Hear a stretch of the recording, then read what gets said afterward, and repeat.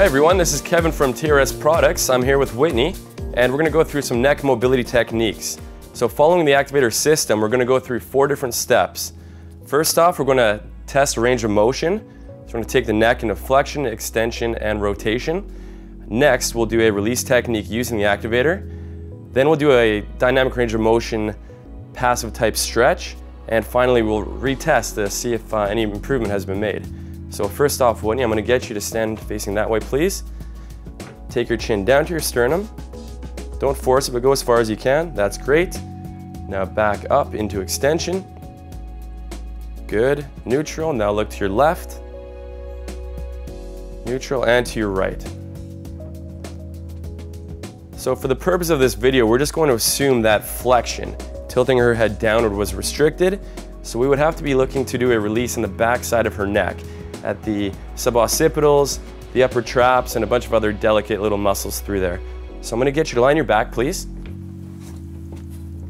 So if you're at home or in the gym, you're going to want to use a rolled up towel or a yoga block, whatever you can find that's comfortable and will allow you to elevate the product.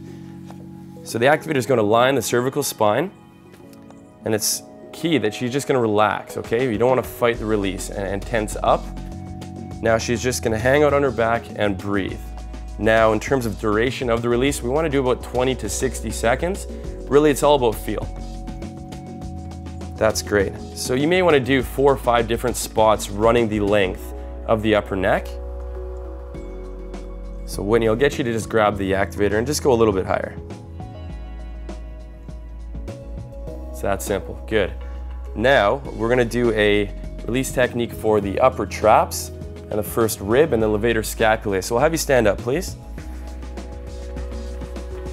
Now we're going to have to imagine that we're in the gym. This is a little tricky maneuver to pull off. We're going to imagine we're in a squat rack with a heavy bar running perpendicular to her body.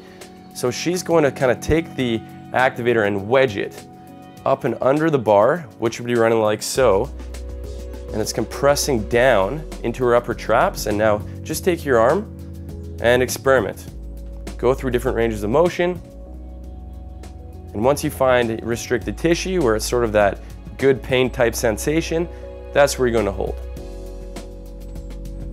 And once again, there's any number of different spots we can hit here.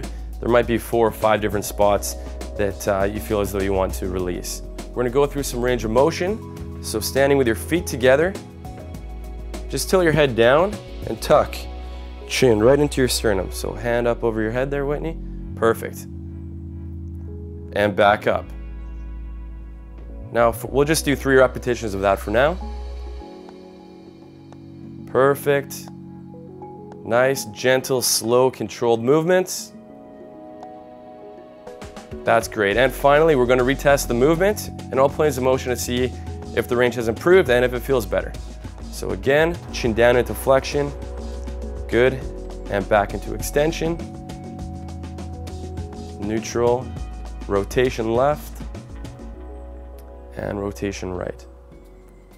Excellent, so there you have it. That is the neck mobility release. And in the next clip, we're going to deal with the anterior shoulder girdle, getting into the pecs.